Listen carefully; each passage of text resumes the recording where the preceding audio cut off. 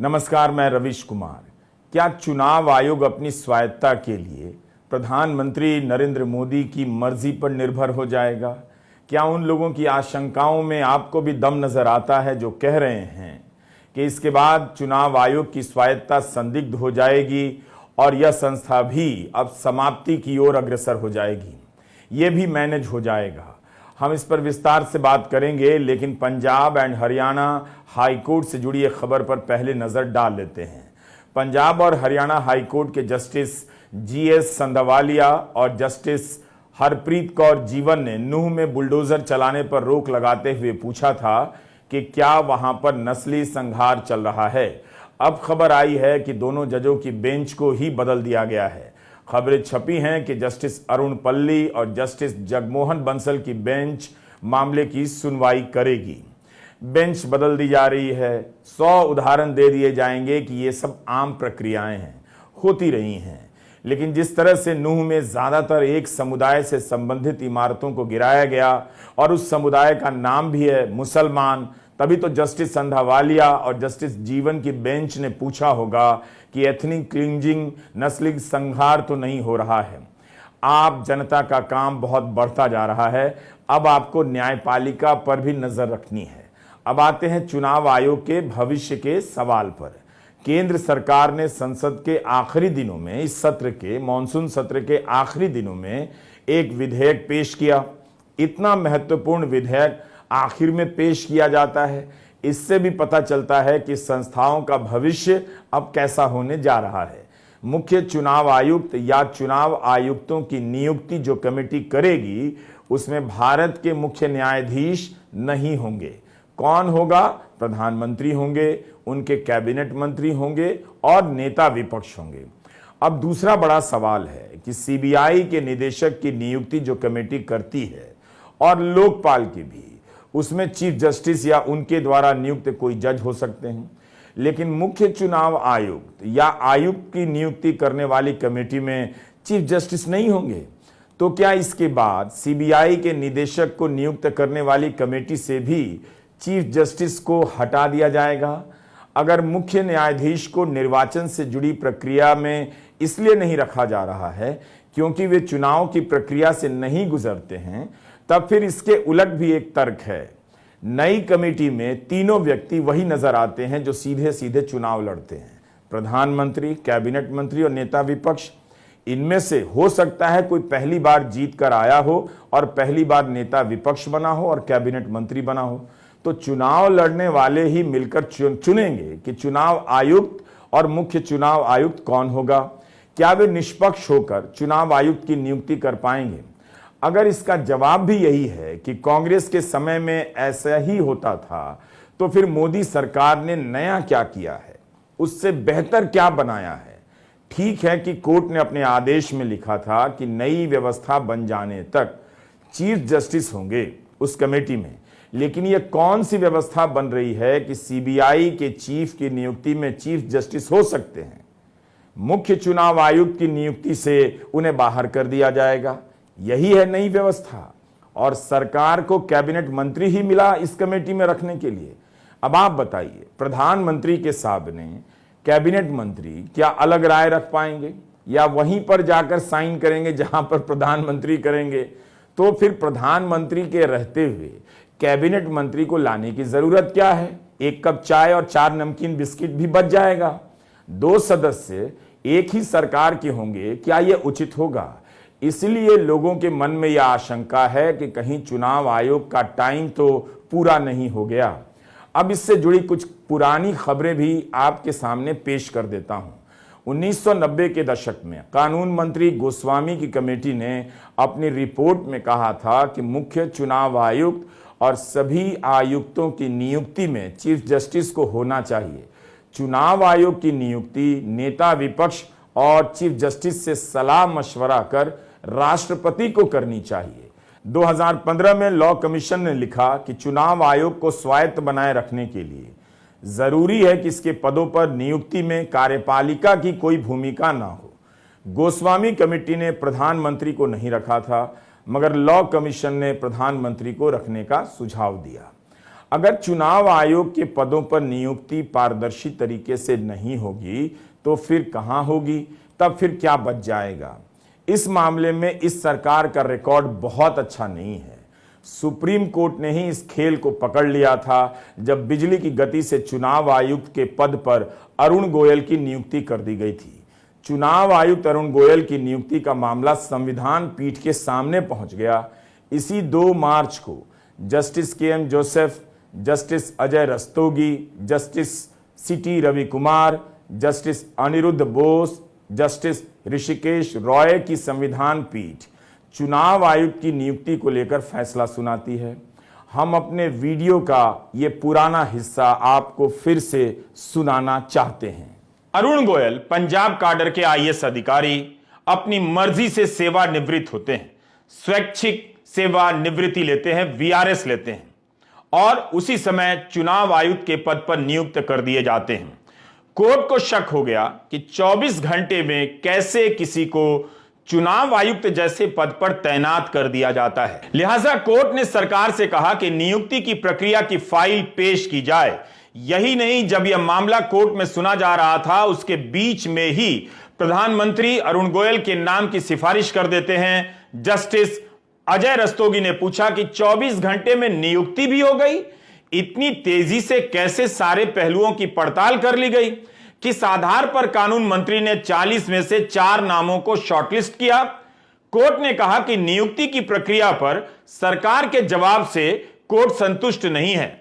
Justice Bose ने भी कहा कि इतनी रफ्तार से अरुण गोयल की नियुक्ति संदेह पैदा करती है। जस्टिस रस्तोगी कहते हैं कि उसी दिन प्रक्रिया शुरू होती है, उसी दिन आवेदन होता है, उसी दिन नियुक्ति हो जाती है।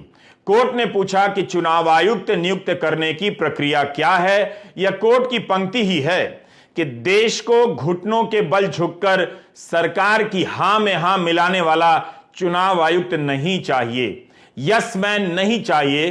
तो क्या सरकार यस मैन नियुक्त कर रही थी?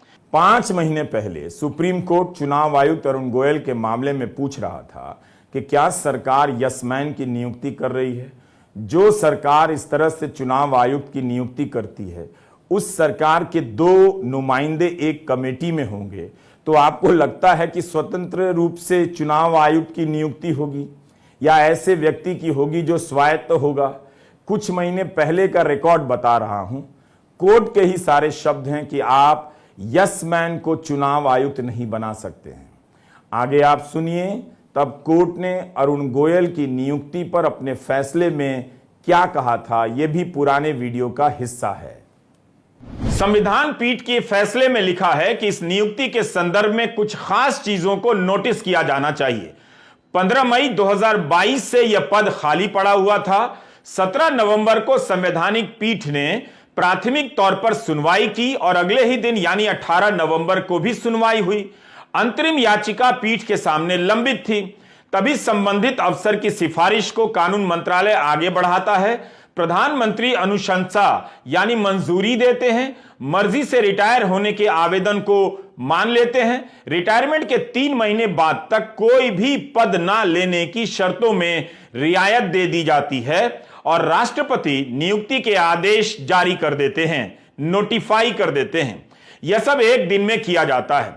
इसमें कोई शक नहीं कि ऐसी नियुक्तियों पर रोक के अंतरिम आदेश नहीं थे, लेकिन उसी समय एक याचिका कोर्ट के सामने थी जिसमें मांग की गई थी कि खाली पदों को स्वतंत्र इकाई के जरिए भरा जाना चाहिए। उस वक्त कोर्ट ने यह भी कहा था कि हमें थोड़ी हैरानी है कि अगर अफसर को आयुक्त के पद पर नियुक्त करने की जानकारी नहीं होगी तो उन्होंने 18 नवंबर को ही स्वेच्छा से सेवानिवृत्ति का आवेदन क्यों दिया। उस समय जस्टिस सी.टी. रवि कुमार ने सरकार से पूछा कि हमेशा किसी नौकरशाह को ही चुनाव आयुक्त क्यों बनाया जाता है। कोर्ट ने यह भी पूछा कि क्या रिटायर होने वाले अधिकारियों को चुनाव आयुक्त बनाना सही है। इस समय इन बातों को याद करना बहुत जरूरी है, क्योंकि चतुर पत्रकार लिख रहे हैं कि सभी सरकारें चुनाव आयोग का अपने हिसाब से इस्तेमाल करती रही हैं। जैसे अब फिर से हो जाए तो बहुत नॉर्मल बात है, लेकिन ये सारे पत्रकार अरुण गोयल को लेकर सुप्रीम कोर्ट के सवालों और टिप्पणियों को याद नहीं कर रहे हैं, आपको याद नहीं दिला रहे हैं। कि प्रधानमंत्री नरेंद्र मोदी यह सब क्यों कर रहे थे। 4 दिनों तक सुनवाई चली थी सुप्रीम कोर्ट में और कोर्ट ने कहा था कि चुनाव आयोग की नियुक्ति में क्या क्या सुधार होने चाहिए। तब जाकर कोर्ट ने ये आदेश दिया था कि चुनाव आयुक्तों की नियुक्ति भारत के राष्ट्रपति द्वारा प्रधानमंत्री और लोकसभा में विपक्ष के नेता या सबसे बड़े विपक्षी दल के नेता और भारत के मुख्य न्यायाधीश की एक समिति की सलाह पर की जाएगी। अब सरकार कानून बनाने जा रही है। चीफ जस्टिस को इस प्रक्रिया से हटा दिया गया है। कैबिनेट मंत्री उनकी जगह पर लाए जा रहे हैं, जो जाहिर है प्रधानमंत्री ही मनोनीत करेंगे और वो वही करेंगे जो प्रधानमंत्री करेंगे। फिर उस कमेटी में अलग से कैबिनेट मंत्री को बिठाने की क्या जरूरत है। पूर्व मुख्य चुनाव आयुक्त SY कुरैशी ने लिखा है कि सबसे पहले कैबिनेट सचिव के नेतृत्व में एक सर्च कमेटी बनेगी जो 5 नामों का चयन करेगी। PM, कैबिनेट मंत्री और नेता विपक्ष की कमेटी इन्हीं 5 नामों में से किसी एक को मुख्य चुनाव आयुक्त के लिए चुनेंगी। अब आपको हम कैबिनेट सचिव का भी हाल बताए देते हैं, क्योंकि SY कुरैशी ने अपने लेख में इसका हाल नहीं बताया है। इनकी नियुक्ति देखिए या पदस्थापना देखिए किस तरह से होती है। इसी बैच के राजीव गौबा 2019 से ही कैबिनेट सचिव के पद पर हैं।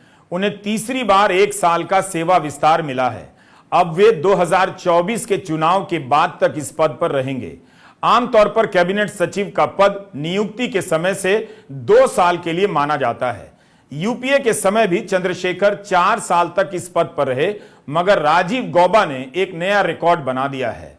वे कैबिनेट सचिव के पद पर सबसे लंबे समय तक रहने वाले पहले भारतीय होंगे।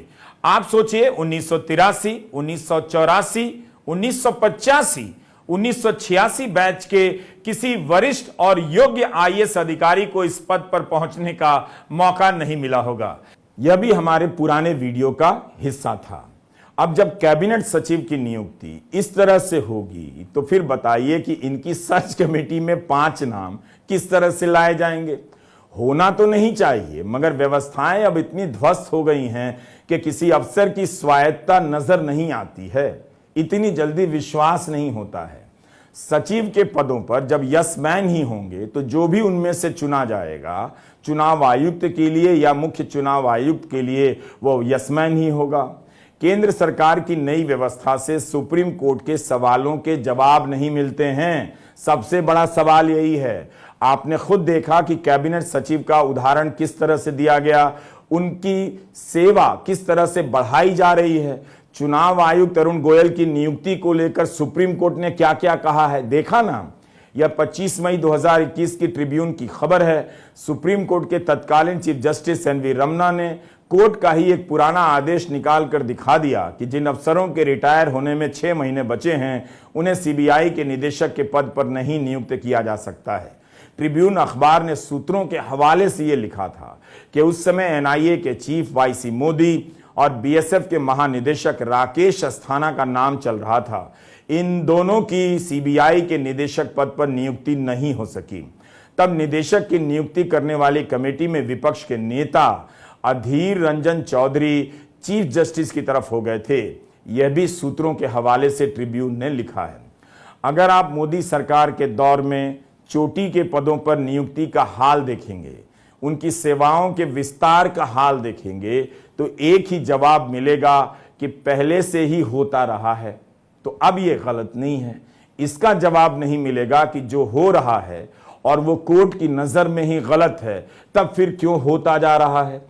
इस आधार पर पारदर्शिता की उम्मीद तो आप बिल्कुल ना करें।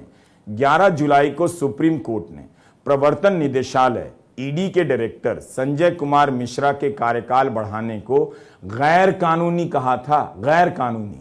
उनका तीसरी बार कार्यकाल बढ़ाया गया था, मगर केंद्र सरकार सुप्रीम कोर्ट फिर से पहुंच गई कि कम से कम 15 अक्टूबर तक इस पद पर बने रहने दीजिए।